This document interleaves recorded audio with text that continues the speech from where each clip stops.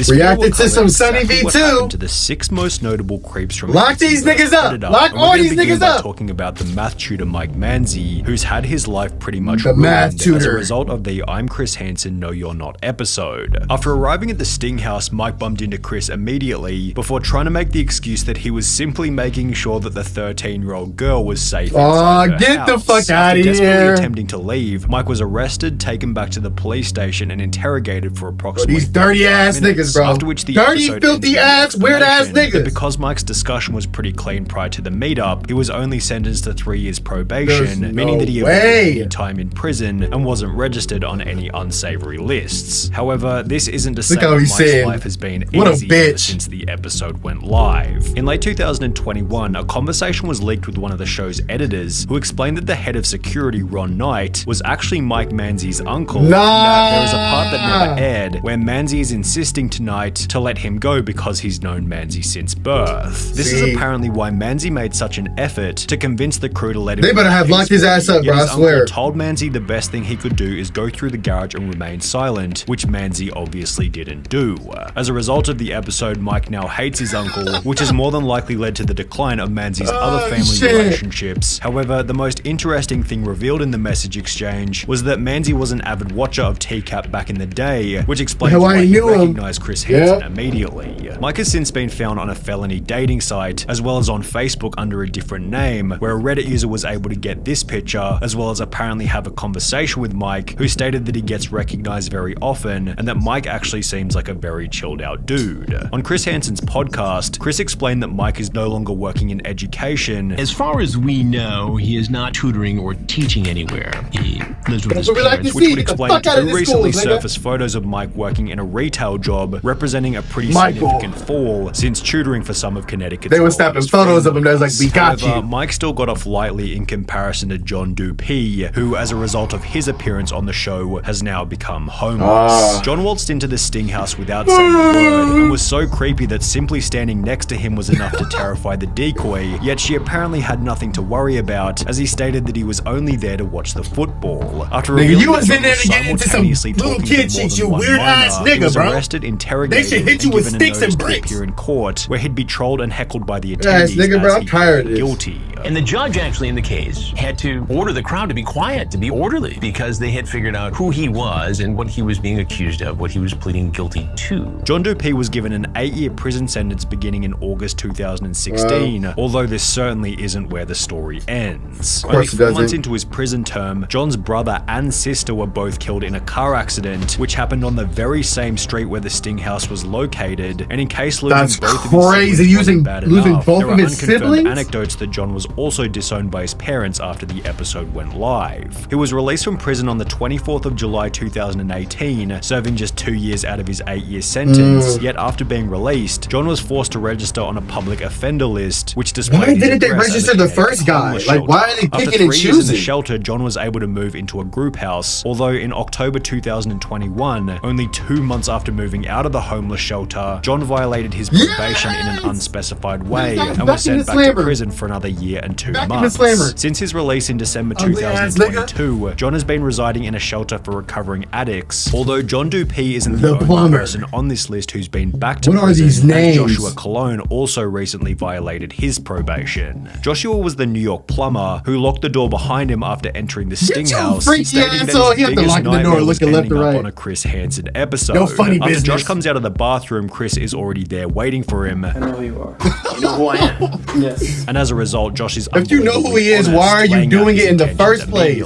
After being taken back to the station, he'd incredibly admit that this wasn't the first time that he'd met up with someone underage, which eventually helped the court to secure a 7-year prison sentence. After the sting happened, but before Josh went to prison, he was still working as a plumber and would admit to a co-worker that he was very remorseful and would happily take back his crazy Russian ex, then go back to that house with Chris Hansen. On his really bad days, he would talk about how he doesn't want to die alone, and that he knows I hope you die alone, nigga. I hope you die by yourself. Josh was sent to prison a few months later in early 2016 and would serve 3 years out of his 7-year sentence. However, this wouldn't be the last time that Josh ended up behind bars. In September 2020, approximately 1 year after being released from his first prison stint, a post was made to the TCAP forum stating, "Joshua Colon was convicted yesterday after spending a few months in prison for a probation probation violation. 4 years jail, execution suspended after 6 months, probation 9 years. This guy He's never gonna learn. Josh's second prison term came to an end in March 2021, after which his former co-worker and friend took to Reddit to explain the reason for the sentence. He contacted me after he got out of prison for a second time, letting me know that he apparently he wasn't allowed to have any pictures of any children on his phone. His sister shared a picture of his niece in a chat that he was in, and he got locked up for it. His explanation. Interestingly, if you now search Josh's name on an inmate, maybe he was trying to change, but you can't trust these type of you can't trust predators, bro. They're weird. Corrections, CTDOC, located in Wethersford, CT, leading many to believe that Josh is now back in prison for a third time. There. But what happened to the wealthy accountant who Chris recognized? The guy Chris knew. His name was Charles Lawrence, and after walking into the Sting house, the following exchange occurred. No, Chris. What are you doing? But this is the first time I've caught anyone who I know. Bro, that was his homie? Arrested and taken back to the station for an interview. Throughout the interrogation, Charles made the hilarious claim that because of his poor eyesight, he read the decoy's age as 18 fuck out of you ain't read that shit, I thought Ron. it was 18 when I got scratched and my glasses were upstairs. I'm looking, I thought he said 18. I swear to God, I would never, ever in my entire life eat a However, the judge wasn't dumb enough to buy this excuse. He sentenced Lawrence to 2 years in prison, which he served between June 2016 and June 2018. Whilst in prison, the Association of International Certified Professional Accountants, under which Lawrence was employed, confirmed that Mr. Lawrence's AICPA membership was terminated effective May 25th, 2017 because of a final judgment of conviction for a crime punishable by imprisonment for more than 1 year. Chris also mentioned that Charles had a second job as a commercial real estate agent, and after finding Charles's LinkedIn, it states that he's the president of a company called Lawrence Real Estate Enterprises Inc., which is still active today and lists Charles as the company's CEO. However, Chris did mention on his podcast that Charles had some issues with keeping his license. I'm not clear as to whether or not he's still involved in commercial real estate. There was an issue with his license after his conviction, after he pleaded guilty. Although even if he was able to, it's unlikely that Charles would get much work these days given his reputation. In May 2021, a post was made to Reddit explaining that they saw Charles Lawrence living in an over 55s complex, which has been confirmed as true after looking up the address. You can just find this shit on the internet. Registry. Just dox someone and get their entire information. Photo of him taken in well, he's a predator, so you get the information exhausting regardless. All of the information that we have on Charles Lawrence. However, we've got plenty of not a military vet. Cannon. Come on, bro. For showing up to the Sting house. Why is it always the white dudes? I just noticed that. Why is it always white men? This was extra terrifying, as after arriving at the house, he refused to enter and rather tried to coax the decoy into. He was like, "Come to the car." She was like, "Not doing it." Can you just like come in and we can chat for a little bit? What do you want to do? Look at you talking, you freaky ass nigga. Food if you want. You want to show you around? Can we watch a movie? What about going to the movie? After being confronted by Chris, Buchanan tries to blame his depravity on the PTSD he got during his military time in Iraq. That's the oldest. Despite this impediment, That's the oldest joke in the book. Still served 3 years in prison. After which fans of the show began to notice that the story he shared with Chris wasn't entirely accurate. A user by the name of Bud1985 took to Reddit in a post reading, "Stephen Buchanan. This took me a good hour of searching through old pics from Iraq, but I finally found it. I served with this turd." Bud continued in the comments by stating, "When he was active duty, he was a tank mechanic. And how do I know this? He was my tanks mechanic. He would do maintenance on it in the motor pool every Monday. He never went on a single mission. He never seen a minute of combat. He may have been through some mortar fire, but that's it. It pissed me off so bad when I heard him blame it on PTSD." The most recent photo of Stephen Buchanan comes from July 2022, which accompanies a further update from Chris Hansen's podcast. And as far as we can tell, he still lives in Connecticut with his parents. With his parents? Driving a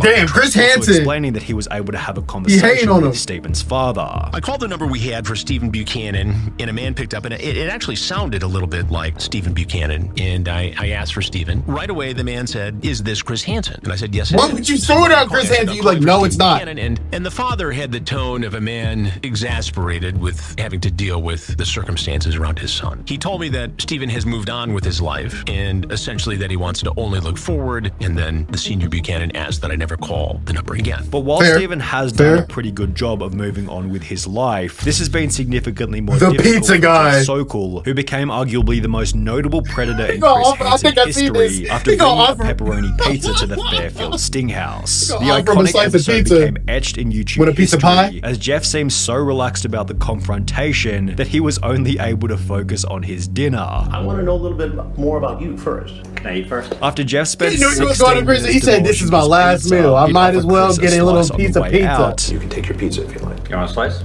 I'm good, thank you. And even after being taken back to the station, Jeff maintained the attitude that he hadn't done anything wrong, according to a source who was at the station with him. He kept his cool. He was pretty confident that he was going to be able to get out of this, be able to get a good lawyer and to really take care of his case. While Jeff seemed confident that he wouldn't receive any charges, this didn't alter his reality, as after going through 3 different lawyers, he'd be sentenced to 2.5 years in prison on the 27th of May 2017. Whilst locked up, the Jeff Sokol episode became so popular that fans of the show tracked down the restaurant from which the pizza had been ordered and began to visit the restaurant asking for the exact same pizza that Jeff had gotten. The restaurant has since had hundreds of positive reviews, many of which subtly reference. I'm sorry, this is stupid. What? And according to an email sent to us by a fan, the restaurant had to eventually ask people to stop asking for the Sokol special, although there doesn't actually seem to be any that is wild claim. By the time Jeff was released from prison in June 2019, his appearance on the show had racked up a view count in the tens of millions, leading Jeff to try and change his name legally to SUNNYV2. You're not getting out of this one. Sokol